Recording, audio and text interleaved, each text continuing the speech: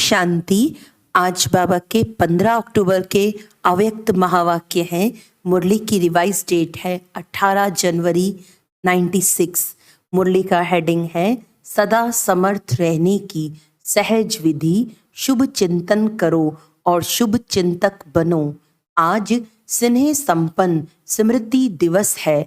चारों ओर के बच्चों के स्नेह का दिल का आवाज बाप दादा के पास पहुंच गया है।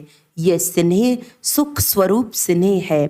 बाप दादा इस दिवस को स्मृति दिवस के साथ साथ समर्थी दिवस कहते हैं, क्योंकि ब्रह्मा बाप ने अपने साकार स्वरूप में सर्व कार्य करने की समर्थियां अर्थात शक्तियां साकार रूप में बच्चों को अर्पण किया। इस दिवस को सन शोस फादर के वरदान का दिन कहा जाता है। साकार रूप में बच्चों को आगे किया और फरिश्ता रूप में अपने बच्चों की और विश्व की सेवा आरंभ किया। ये 18 जनवरी का दिवस ब्रह्मा बाप के संपूर्ण नष्टो मोहा स्मृति स्वरूप का रहा। जैसे गीता के 18 अध्याय का सार है, भगवान ने अर्जुन को नष्टो मोहा स्मृति स्वरूप बनाया। तो ये 18 का यादगार है कि ब्रह्मा बाप कितना ही बच्चों के प्रति अति स्नेही रहे। जो बच्चे अनुभवी हैं कि सदा सेवा के निमित्त बच्चों को कितना याद करते, अनुभव है ना। मोह नहीं रहा लेकिन दिल का प्यार रहा, क्योंकि मोह उसको कहा जाता है जिसमें अपना स्वार्थ हो। तो ब्रह्मा बाप का अपना स्वार्थ नहीं रहा, लेकिन बच्चों में सेवा अर्थ अति स्नेह रहा। फिर भी साथ रहते बच्चों को सामने देखते भी कोई देह के रूप में याद सताई नहीं, एकदम न्यारा और प्यारा रहा। इसीलिए कहा जाता है स्मृति स्वरूप नष्टो मोहा। कोई मेरापन नहीं रहा, देह भान से भी नष्टो मोहा। तो ये दिवस ऐसे फॉलो फादर का पाठ पढ़ाने का दिवस रहा। ये अव्यक्त दिवस दुनिया की अनजान आत्माओं को परमात्म कार्य की तरफ जगाने का रहा, क्योंकि मेजॉरिटी लोग ब्रह्मा बाप को देखकर यही सोचते या समझते थे कि इन्हों का परम आत्मा ब्रह्मा है। ये ब्रह्मा कुमारियां ब्रह्मा को ही भगवान मानती हैं, और ब्रह्मा ने साकार में पाठ परिवर्तन किया तो क्या सोचने लगे कि अभी तो ब्रह्मा कुमारियों का भगवान चला गया और ये ब्रह्मा कुमारियों का कार्य आज नहीं तो कल समाप्त हो जाएगा। लेकिन आप जानते हैं कि इन्हों का करावन हार ब्रह्मा द्वारा भी परम आत्मा था, है और अंत तक रहेगा। तो ये परमात्म कार्य है, व्यक्ति का कार्य नहीं है। ये पहचान ब्रह्मा बाप के साकार पाठ परिवर्तन होने के बाद समझते हैं कि इन्हों को कोई शक्ति चला रही है। अभी भी बेचारे परम आत्मा को नहीं जानते, लेकिन कोई शक्ति कार्य करा रही है। वो कौन सी शक्ति है उसको भी देख रहे हैं, सोच रहे हैं, और आखिर तो समझना ही है। तो किसका कार्य है, ब्रह्मा बाप का या परम आत्मा का ब्रह्मा द्वारा? किसका कार्य है? जो बच्चे साकार में बाद में आए हैं वो सोचते हैं कि ब्रह्मा बाप ने अपना साकार पाठ इतना जल्दी क्यों पूरा किया, हम तो देखते ना, हम तो मिलते ना, सोचते हो ना। लेकिन कल्प पहले का भी गायन है कि कौरव सेना के निमित्त बने हुए महावीर का कल्याण किस द्वारा हुआ? शक्ति द्वारा हुआ ना। तो शक्तियों का पाठ ड्रामा में साकार रूप में नोंधा हुआ है, और सब मानते भी हैं कि मात्र शक्ति के बिना इस विश्व का कल्याण होना असंभव है। तो ब्रह्मा बाप फरिश्ता क्यों बना? साकार पाठ परिवर्तन क्यों हुआ? अगर ब्रह्मा बाप फरिश्ता रूप नहीं धारण करता तो आप इतनी आत्माएं यहाँ पहुँच नहीं पाती। क्योंकि वायुमंडल की भ्रांतियां इस विश्व क्रांति के कार्य को हल्का कर रही थी, तो ब्रह्मा बाप का फरिश्ता बनना आप ज्यादा से ज्यादा बच्चों के भाग्य खुलने का कारण रहा। अभी फरिश्ते रूप में जो सेवा की फास्ट गति है वो देख रहे हो ना। फास्ट गति हुई या कम हुई? फास्ट हुई ना, तो फास्ट गति हुई तभी आप यहाँ पहुँचे हो, नहीं तो सोए हुए थे अच्छी तरह से। तो आज का दिवस ऐसे नहीं है जैसे लोग मनाते हैं, चला गया, लेकिन उमंग उत्साह आता है कि फॉलो फादर, हम भी ऐसे स्मृति स्वरूप नष्टो मोहा बने।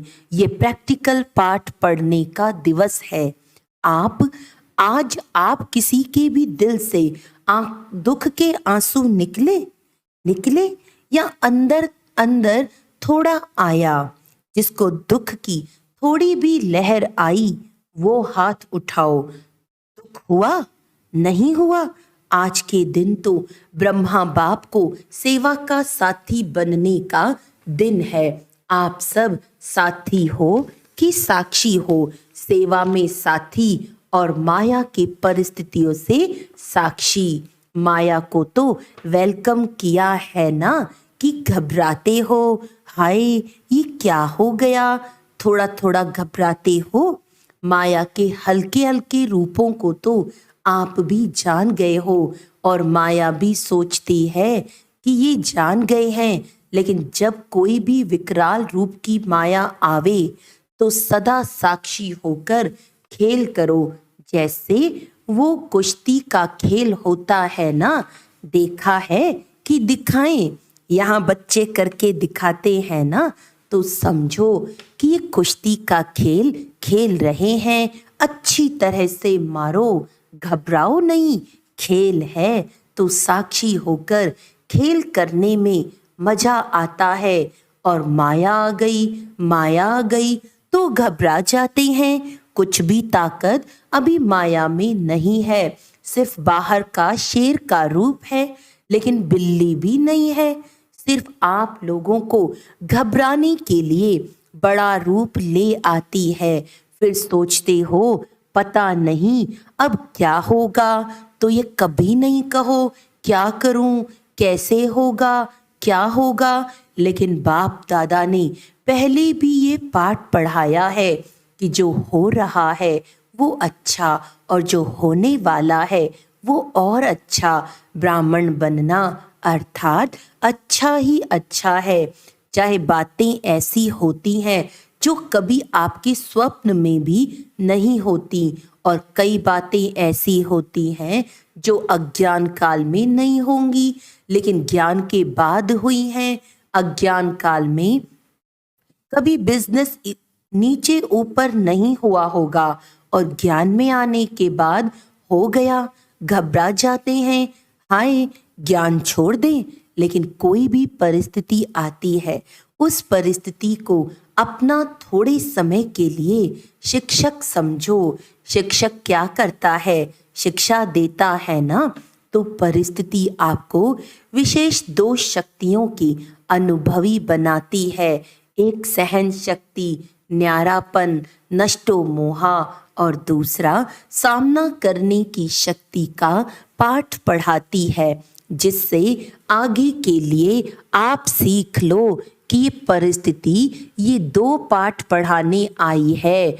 और जो कहते रहते हो हम तो ट्रस्टी हैं, मेरा कुछ नहीं है, ठगी से तो नहीं कहते, दिल से कहते हो। ट्रस्टी हो कि थोड़ा गृहस्थी हो? कभी गृहस्थी बन जाते, कभी ट्रस्टी बन जाते। न्यू ईयर में बाप दादा को 2-4 खिलौने दिए थे। उसमें क्या था कि एक तरफ करो तो भाई है, दूसरी तरफ करो तो फीमेल है। एक ही खिलौना बदल जाता था, 1 सेकंड में वो हो जाता, 1 सेकंड में वो हो जाता। तो आप ऐसे खिलौने तो नहीं हो। अभी अभी गृहस्थी, अभी अभी ट्रस्टी, थोड़ा थोड़ा कभी कभी तो हो जाता है। घबराते हो ना तो माया समझ जाती है कि ये घबरा गया है, मारो अच्छी तरह से। इसीलिए घबराओ नहीं, ट्रस्टी हैं, अर्थात पहले से ही सब कुछ छूट गया। ट्रस्टी माना सब बाप के हवाले कर दिया। मेरा क्या होगा, बस गा गा आता है ना तो गड़बड़ होती है। सब अच्छा है और अच्छा होना ही है, निश्चिंत है। इसको कहा जाता है समर्थ स्वरूप। तो आज का दिन कौन सा है? समर्थ बनने का, नष्टो मोहा होने का। सिर्फ बाबा बहुत याद आए, गीत गाने का नहीं है। तो ब्रह्मा बाप का फरिश्ता रूप होना ड्रामा में परमात्म कार्य को प्रत्यक्ष करने का निमित्त कारण बना। ब्रह्मा बाबा है या है नहीं है, दिखाई तो देता नहीं। देखो, आप जो पीछे आए हो वो बहुत लकी हो। क्यों? अभी सेवा के बने बनाए साधनों के समय पर आए।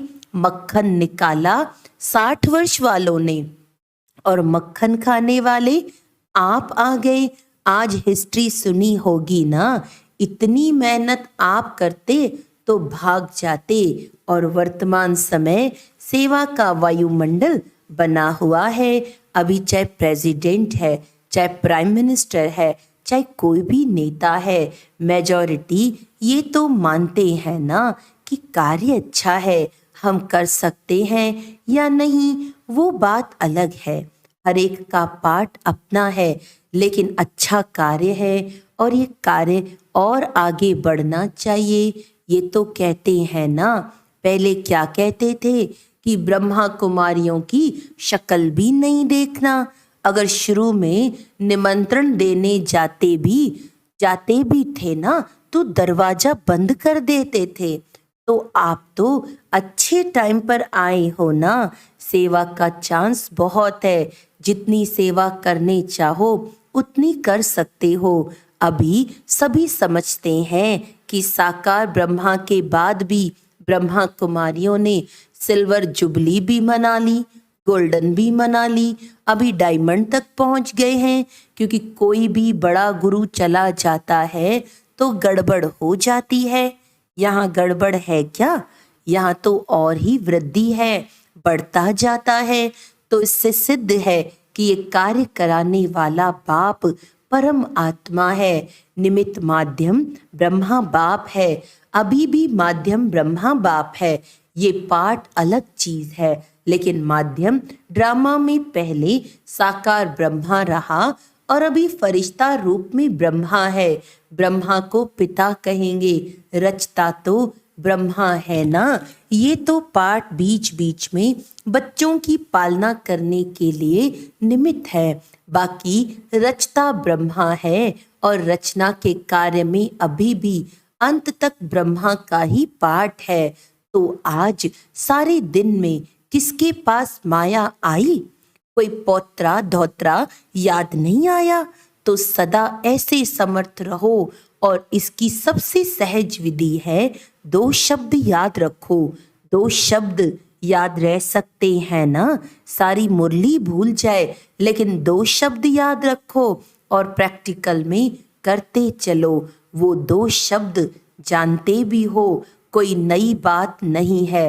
एक है शुभ चिंतन, नेगेटिव को भी पॉजिटिव करो, इसको कहते हैं शुभ चिंतन। नेगेटिव पॉजिटिव हो सकता है और बदल सकते हो। सिर्फ चेक करो कि कर्म करते भी शुभ चिंतन चला। और दूसरा, सभी के प्रति शुभ चिंतक तो शुभ चिंतन और शुभ चिंतक दोनों का संबंध है। अगर शुभ चिंतन नहीं है तो शुभ चिंतक भी नहीं बन सकते। इसीलिए इन दोनों बातों का अटेंशन रखना। समझा? क्या करेंगे? यही नहीं भूल जाना, क्योंकि अभी देखा गया है कि बहुत ऐसी समस्याएं हैं, लोग हैं जो आपके वाणी से नहीं समझते, लेकिन शुभ चिंतक बन शुभ वाइब्रेशन दो तो बदल जाते हैं। और एक बात से मुक्त भी होना है इस ब्राह्मण जीवन में मुक्त होने वाले होना, मुक्त होने की 9 बातें बता दी।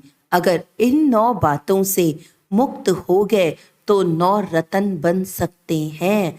तो आज बाप दादा एक बात की स्मृति दिला रहे हैं, कभी भी कोई भी शारीरिक बीमारी हो, मन का तूफान हो, तन में हलचल हो, प्रवृत्ति में हलचल हो, सेवा में भी हलचल होती है, तो किसी भी प्रकार के हलचल में दिल शिकस्त कभी नहीं होना। बड़ी दिल वाले बनो। बाप की दिल कितनी है, छोटी है क्या? बाप बड़ी दिल वाले हैं और बच्चे छोटी दिल कर देते हैं। बीमार हो गए तो रोना शुरू कर देंगे, दर्द हो गया तो दिल शिकस्त होना दवाई है। बीमारी चली जाएगी कि बढ़ेगी? जब हिसाब किताब आ गया, दर्द आ गया तो हिसाब किताब आ गया ना, लेकिन दिल शिकस्त से बीमारी को बढ़ा देते हो। इसीलिए हिम्मत वाले बनो तो बाप भी मददगार बनेंगे। ऐसे नहीं रो रहे हैं, हाय क्या करूं, और फिर सोचो कि बाबा की तो मदद है ही नहीं। मदद उसको मिलती है जो हिम्मत रखते हैं। पहले बच्चे की हिम्मत, फिर बाप की मदद है। तो हिम्मत तो हार ली और सोचने लगते हो कि बाप की मदद तो मिली नहीं, बाबा भी टाइम पर तो करता ही नहीं है। तो आधे अक्षर याद नहीं करो। बाबा मददगार है, लेकिन किसका? तो आधा भूल जाते हो और आधा याद करते हो कि बाबा भी पता नहीं महारथियों को ही करता है, हमको तो करता ही नहीं है, हमको तो देता ही नहीं है। पहले आप महारथी पीछे, लेकिन दिल शिकस्त नहीं बनो। और मन में अगर कोई उलझन आ जाती है तो ऐसे समय पर निर्णय शक्ति चाहिए, और निर्णय शक्ति तब आ सकती है जब आपका मन बाप के तरफ होगा। अगर अपनी उलझन में होंगे तो हाँ ना इसी उलझन में रह जाएंगे।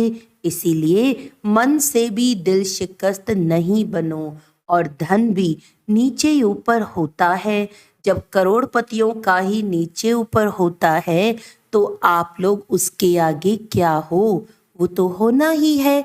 लेकिन आप लोगों को निश्चय पक्का है कि जो बाप के साथी हैं, सच्चे हैं, तो किसी भी हालत में बाप दादा दाल रोटी जरूर खिलाएगा। 2 सब्जी नहीं खिलाएगा, दाल रोटी खिलाएगा। लेकिन ऐसे नहीं करना कि काम से थक करके बैठ जाओ और कहो बाबा दाल रोटी खिलाएगा। ऐसे अलबेले या आलस्य वाले को नहीं मिलेगा। बाकी सच्ची दिल पर साहिब राजी है। और परिवार में भी खिटपिट तो होनी है। जब आप लोग कहते हो कि अति के बाद अंत होना है, कहते हो अति में जा रहा है और जाना है, तो परिवार में खिटखिट न हो, ये नहीं होना है, होना है। लेकिन आप ट्रस्टी बन, साक्षी बन, परिस्थिति को बाप से शक्ति ले हल करो। गृहस्थी बनकर सोचेंगे तो और गड़बड़ होगी। पहले बिल्कुल न्यारे ट्रस्टी बन जाओ। मेरा नहीं, ये मेरापन, मेरा नाम खराब होगा, मेरी गिलानी होगी, मेरा बच्चा और मुझे, मेरी सास मेरे को ऐसे करती है, ये मेरापन आता है ना, तो सब बातें आती हैं। मेरा जहाँ भी आया वहाँ बुद्धि का फेरा हो जाता है, बदल जाते हैं। अगर बुद्धि कहाँ भी उलझन में बदलती है तो समझ लो ये मेरापन है। उसको चेक करो और जितना सुलझाने की कोशिश करेंगे उतना उलझेगा। इसीलिए सभी बातों में क्या नहीं बनना है, दिल शिकस्त नहीं बनना। क्या नहीं बनेंगे? दिल शिकस्त। सिर्फ कहना नहीं, करना है। भगवान के बच्चे हैं, ये तो पक्का वायदा है ना। इसको तो माया भी नहीं हिला सकती।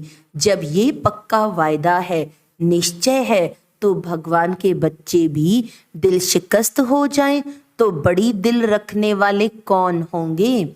और कोई होंगे? आप ही हो ना, तो क्या करेंगे? अभी समर्थ बनो और सन शोज फादर का पाठ पक्का करो, कच्चा नहीं करो, पक्का करो। सभी हिम्मत वाले हो ना? हिम्मत है? अच्छा।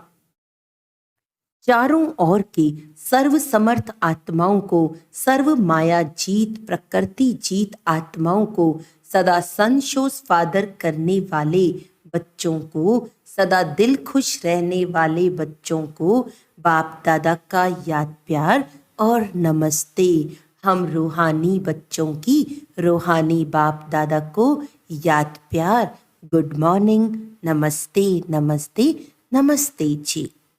बाप दादा ने 9 रत्नों में आने के लिए जिन 9 बातों से मुक्त बनने का इशारा दिया है वह निम्नलिखित हैं।